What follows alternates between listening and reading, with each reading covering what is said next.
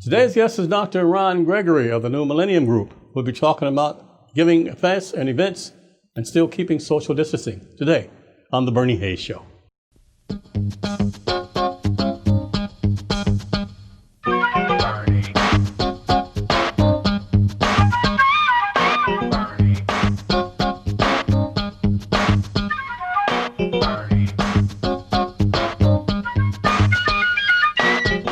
Well, hello, Dr. Gregory. How are you, sir?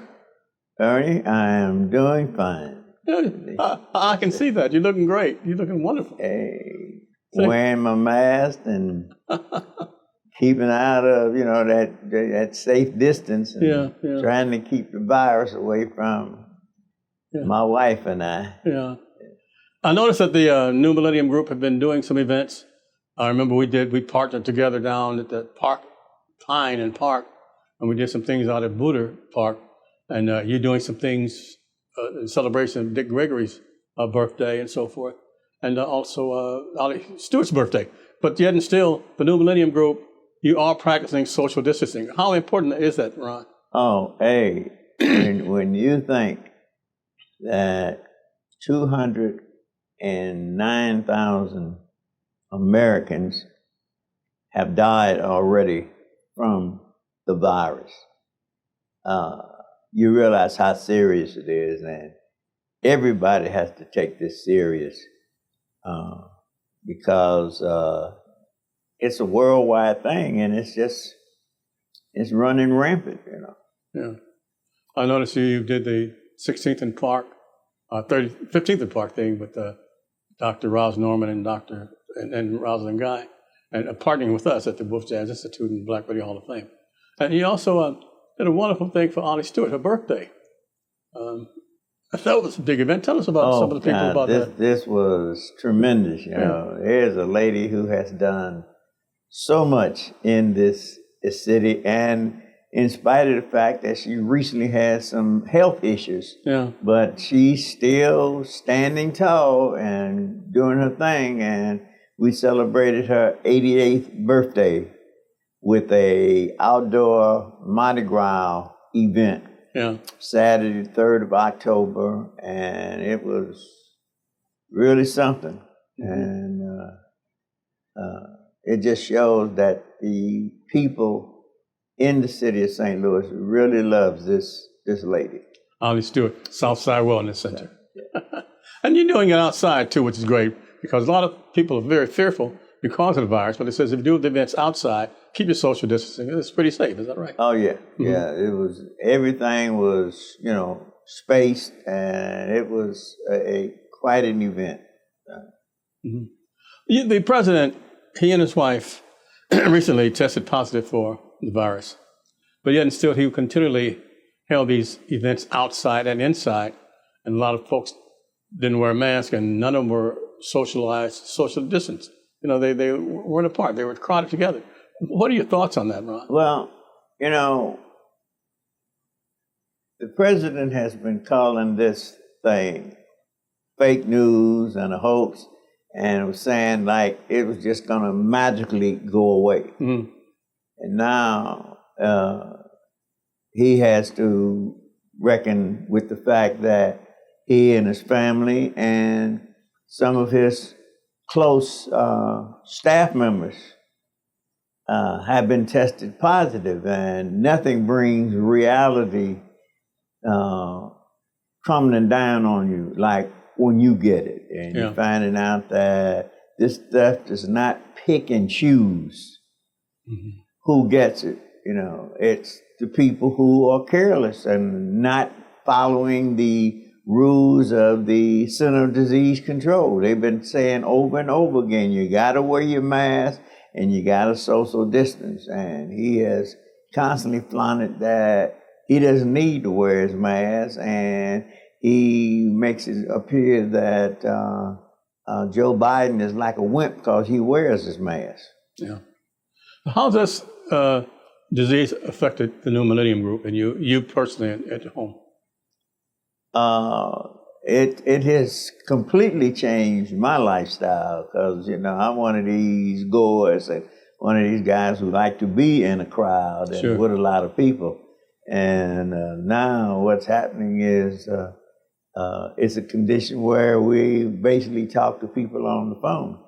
And the fact that my wife and we are in our 80s, and certain health conditions makes us, that group that's compromised, is vulnerable for virus. Now, you are a graduate of Notre Dame in South Bend, Indiana.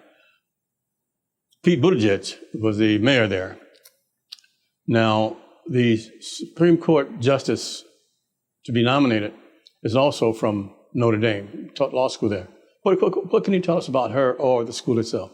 Well, as we all know, Notre Dame is a Catholic school ran by the Jesuits, and they have a heavy influence on youth and people who are there. So, it's understandable that if you're involved in that school, you are part of that ideology. And we can realize that with her being a Supreme Court judge and part of that ideology,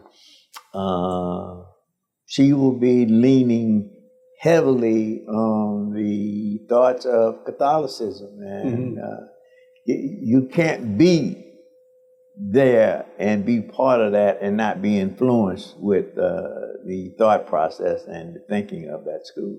Sure. So they're kind of worried about, at least the senators that I heard who oppose her, think that perhaps she'll be instrumental in overturning Roe versus Wade and also the Obamacare Act or the, Well, everybody knows that only one time in the history of America has a Catholic president ever been elected, and that was John F. Kennedy. And prior to him, they thought that no president would ever be a Catholic, would ever be elected president because they felt that they would be heavily influenced by Rome and the Catholic Church. I think the thing is the same with putting a Supreme Court judge on who is, a heavy Catholic, that it might be influenced by the way Rome feels. Yeah. And also understand that the Notre Dame football team contacted a lot of people, had to cancel some games. At least they had to cancel games because so many people tested positive for the virus. Let me tell you, this has wreaked havoc on Notre Dame's finances, although they probably, are well off with endowments. Yeah. But that stadium holds somewhere in the neighborhood of 75,000 people. Had been expanded. When I was there, it was 50,000, but it's been expanded now to like 73 or 75,000, I think. And because of the pandemic, they can only allow 16,000 people in the stadium, and 10,000 of them are students because they, part of their fee is being able to go to all the games. Yeah. So if you put 10,000 people in there, then that means that leaves only about 6,000 for the rest of the people, and that's family members of the players and the general public. Wow. And I know that you and your wife retired from the public school systems. Joanne from East St. Louis, District 189, and you from the St. Louis Public Schools, although you did other jobs in between and the courts with that. But I see, could you just give us a brief overview of what you think the public school system looks like with this pandemic? Ernie, trying to do virtual learning with inner city kids is almost unimaginable. Yeah. With the computers and the condition of the electronic condition of a lot of the houses and things that have to be adapted for this makes for a really different type of learning process. And then it's enough to have the kids adjusted to a normal type of educational process, and then all of a sudden, just overnight, you change not only how they learn, but then the socialization of these kids intermingling with their friends and classmates. All of a sudden, that's over with. Dr. Ron Gregory is my guest, and we're at the Fort and new location, 1411 Locust Street. Reverend Larry Rice is still trying to get that facility open, but we're 2428, which is enrolled in Oberlin, Missouri. And the services that were provided at the downtown facility are provided here. Reverend Rice is still caring about the homeless and still paying bills, still talking about energy. You know, it's just so much that's going on here. And we need your help and support just to stay here. We're at Post Office Box 473, St. Louis, Missouri, 63166. That's the New Life Evangelistic Center. P.O. Box 473, St. Louis, Missouri, 63166. And you can help us provide these programs. I mean, it's a gift, not only a gift, but it's an investment in New Life. Not only New Life Evangelistic Center, but New Life for people who are serviced through the New Life Evangelistic Center. We'll be back with Ron Gregory after this. Whatever you do this year, plan to vote.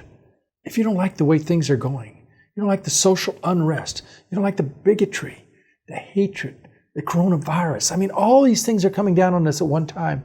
Pray for the upcoming election and plan to vote. If you don't like things the way they are, then vote for a change. But this is your opportunity. It's great to protest in the streets, but if we don't follow those protests with votes, the fact is we're going to have the same situation, and it could even get worse as we continue to lose our constitutional freedoms. That's why it's so critical that every caring person plans to vote. You can vote November 3rd, or you can request an absentee ballot and be sure you get it in time in the mail well before the election. So the fact of the matter is that without your vote, you have no voice. This is your voice, a voice that needs to be heard at this particular time. We need change, and we need prayer, and we need people that will care and people that will vote. Encourage your family and friends to vote. Encourage everyone you know to go to those polls and vote. You say, well, my vote don't count. Yes, it definitely counts. It's so important this particular year. And I believe that if the people of God will arise and go to those polls and vote, we're going to see the changes that we desire, particularly if we're backing it with our prayers. And it's very, very important that we let our voice be heard at this particular time. The Bible says, to him or her know to do good and do it not, it's a sin. And it also says that, you know, if we know what we're supposed to do, then we better do it, particularly in relationship to what Jesus referred to as the least of these, the hungry, the hurting, the homeless, the incarcerated, hospitalized. For he said, when I was hungry, did you feed me? Naked, did you clothe me? Sick or in prison, did you visit me? A stranger, did you welcome me? As oft you done to the least of these, even so you've done to me. So many of the present power brokers have forgotten the least of these. They forgot the struggling middle class, the poor, the needy. Your vote will make a big difference. Please vote and follow it with prayer. Dr. Ron Gregory is my guest for the new Millennium Group of St. Louis, Missouri. Ron, each year, Dick Gregory, your brother, passed, and you keep his memory alive.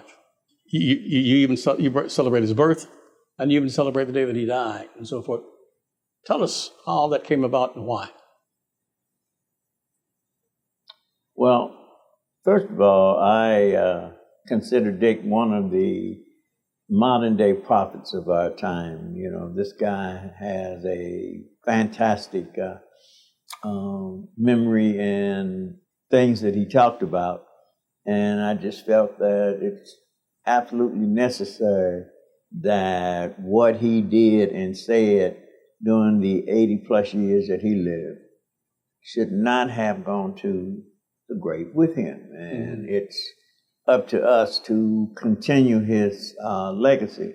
Here's an individual who started championing the cause of human rights while he was in high school, and it continued all the way through. So he was fighting the cause of, championing the cause of human life over 60-some years.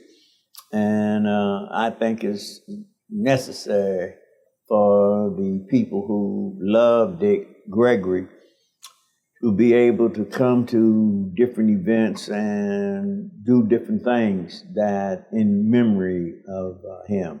Yeah. So last week he celebrated it would have been his 88th birthday. And we had a commemorative community concert that was free, and it was on the parking lot of Second Presbyterian Church in the Central West End. And it was open to the community, and we did social distancing. We checked people when they came in for temperature and things like that. And we made sure the spacing and everything was safe, because the last thing we wanted to do is to do something honoring him and then have some negative effects afterwards. But I feel that it's necessary that all the things that he did, we keep it in the spotlight, because we read a lot about what people did in the past, and this was somebody who was doing something during our time. Did you and your family, were you surprised at the notoriety he gained? Were you surprised at the things that he did, the humanitarian events that he proposed? Were you surprised when he became such a trailblazer as a comedian and also as an activist? Well, nobody ever expects, a member of the family to reach the height that somebody like that has. But I guess it was kind of obvious. It should have been obvious to a lot of people, because he was such a powerful figure even when he was in high school. And then he became the first member of our family to go to college, and he continued this activism up at SIU Carbondale, because when he went there, he found that racism was alive and well in Carbondale, and he did a lot to change things and get students rallied around the cause of human rights. Then he left and went to the service, and after he got out of the service, he came back and tried to continue to go to school. But he was kind of restless, because he had got into that comedy full-fledged when he was in the military, and then he ended up leaving SIU before graduation, going to Chicago, honing his skills there. And, that's where you first came in contact with the fabulous Dick Gregory in Chicago. Right, 1959. Yeah. Hugh Hefner takes credit for a lot of the discovery of Dick Gregory by putting him on that Playboy at night program. But was he as funny? Did he entertain the people in St. Louis while in high school and even in elementary school? Did he seek a profession in comedy? Yeah, he, it's amazing that all your life you want to, because we were all raised in a low economic condition, and all your life you want to break out of that and just do much better. And all of a sudden this happened, and the money was flowing in, and he kind of turned his back on it, because he decided that he wanted to spend more time championing the cause of human rights as opposed to being a top-flight comedian. No. I kind of got under his skin one day when he gave Hugh Hefner credit for discovering him, and saying that if it wasn't for Hugh Hefner opening his doors to let a black comedian do stand-up comedy in an all-white club. And I made the point, I say, well, up until he let you in, who was the person that kept him out of the Playboy Club? It was the same individual. Same Hugh Hefner. Who kept him out that eventually let him in. Yeah. I noticed that on a lot of the shows that New Millennium does, and other people do, like it's the Black Radio Hall of Fame and the Wolf Jazz Institute and the National Blues Museum, you come out as a comedian and known as Dr. Knees. How did that come about? Well, when I was in school, I was at Notre Dame, a track runner, and most of the weekends I was involved with athletic events, but when there was, a few weekends where I didn't have to go away, I would go to Chicago and spend time in the club where Dick was entertaining. Yeah. And then what I would do, nobody knew that I had a brother that was a comedian. So I would come back to the campus, and for the next couple of weeks or so, I would be keeping people in stitches, telling the same jokes that Dick told. But they didn't realize that I was copying off my brother. And after I had graduated, one of my classmates went to the Milwaukee Playboy Club and caught Dick's act and called me and said, "Boy, your brother had them in stitches. They was in the aisles." He said, "But Ron, your brother's telling all of your jokes." And I had to explain to him that those were not my jokes. That was part of Dick's routine that I memorized when I would go see him, and I just came back and I told him. And by at that time, nobody was talking about plagiarism. All right. We're going to take another short break here, come back. I want to talk about you and your track career, you and Dick Gregory's track career, and why they named Sumner's track team field, that is, after you and your two brothers. But we're the New Life Evangelistic Center. Reverend Larry Rice has been here nearly 50 years doing services for the community and for the poor, championing civil rights and human rights. And we'll be right back with Dr. Ron Gregory after this. The Bernie Hayes program is produced at NLEC TV right here at 2428 Woodson Road in Overland, Missouri. It's our new headquarters since they closed the 1411 Locust building. We're working to get back into that building. In addition to that, trying to help so many people through a wide variety of safe houses, training programs, transportation assistance, so many ways people are getting help because of all of you that are supporting the work of New Life Evangelistic Center. Now, if you'll send a gift of $25 or more, we want to send you this special, the Bernie Hayes Show cup. And we're giving that to people. It's just a way of saying thank you. So when you send your gift, request a cup. We'll be happy to get it off to you. It's New Life Evangelistic Center, P.O. Box 473, St. Louis, Missouri. That's 63166. You can give online at nlecstl.org. Now I'm really asking all of you to join us in praying. The needs are so phenomenal at this particular time. So many hurting and homeless people are contacting us daily, but we're able to help them because of each one of you that are praying, caring, and sharing at this time. Tell your families and friends about NLEC TV and get directly involved yourself. We'll return to our guests after this Black History moment. Marjorie Stewart Joyner was the inventor of the permanent wave machine, thus ensuring her a prominent place in cosmetology history. She helped write the first cosmetology laws for Illinois and founded the United Beauty Schools Owners and Teachers Association with Mary McLeod Bethune in 1945. Joyner was also active in the African-American community, raising money for black colleges and working with First Lady Eleanor Roosevelt to fight racial discrimination and segregation. Marjorie Joyner was born October 24, 1896 in Monterey, Virginia. At 16, she enrolled in the A.B. Major Beauty School, and she graduated in 1916, becoming the first African-American to do so from that institution.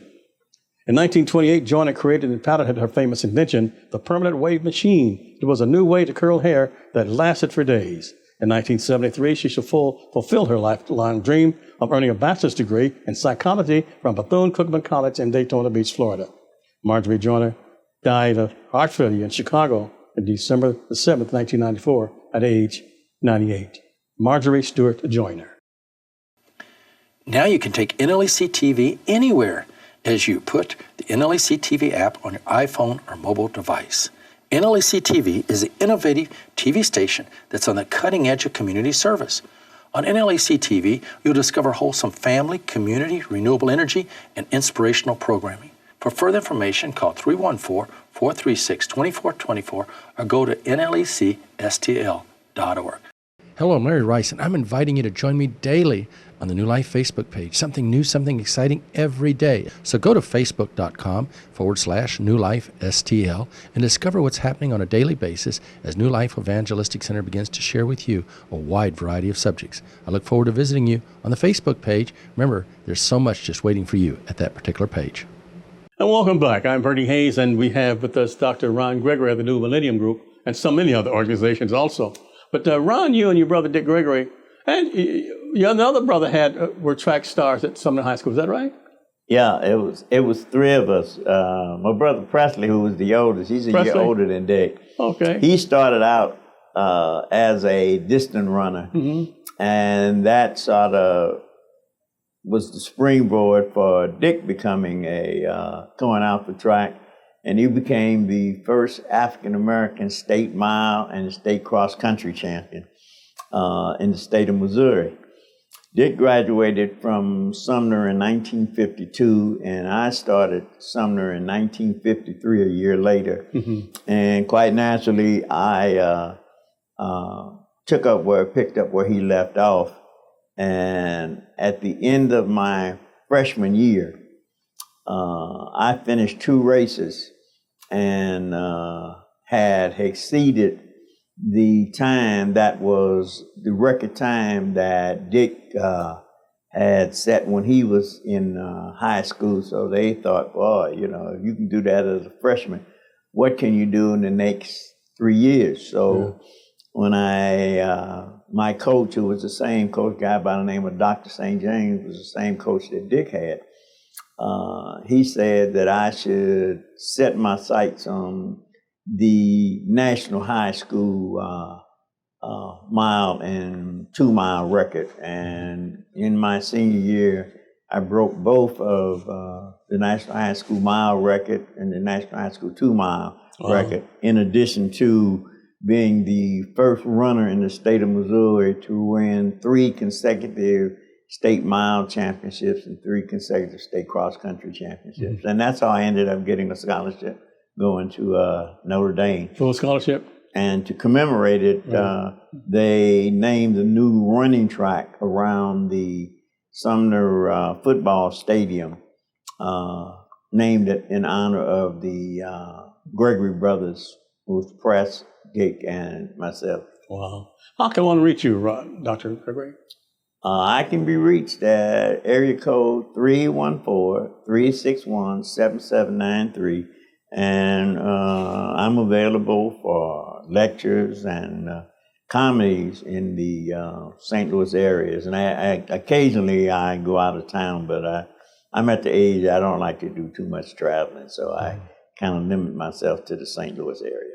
Although you do a lot of promoting yourself, you also partner with other groups for the New Millennium Group to do safe entertaining. Is that correct? Right. Yeah. So they can contact you. What number again? Area code 314-361-7793. Okay. Anything that you want to talk about that I haven't asked you about, Dr. Gregory? Well, the only thing I would say is that some people are kind of taking this coronavirus with a grain of salt. And let me tell you, it is really serious. And the fact that it is now in the White House, I think there's going to be a different emphasis on it. And the fact that the United States, out of all the people, there's been over 1 million people who have died from this. And the United States is like 4.5% of the world's population, yet we're over 20% of the people who are affected and 20% of the people who are dying. That means we're not taking this as serious as we should, and we need to, because if the adults take it serious, then the youngsters, the school-age kids, will do the same thing and will save a lot of lives. And all I'm saying is, wear your mask. Thank you so much, Dr. Ron Gregory. You know, each time you visit with us, it's so enlightening. You give us so much information. I just want to say thank you, not only for the information that you bring to us, but also thank you for being a friend to me and to New Life Evangelistic Center. We'll see you next time. I'm Bernie Hayes, and Dr. Ron Gregory is the New Millennium Group, 361-7793. And I just want to say thanks each and every one of you for supporting the New Life Evangelistic Center. If you want to come by and volunteer, it's easy to do so, but we also need to bring by some water, perhaps some socks, some hygienic items for those in need. I'm Bernie Hayes. Have a great day. We're 2428 Woodson Road in Overland, Missouri, 63114. Have a great day until next time.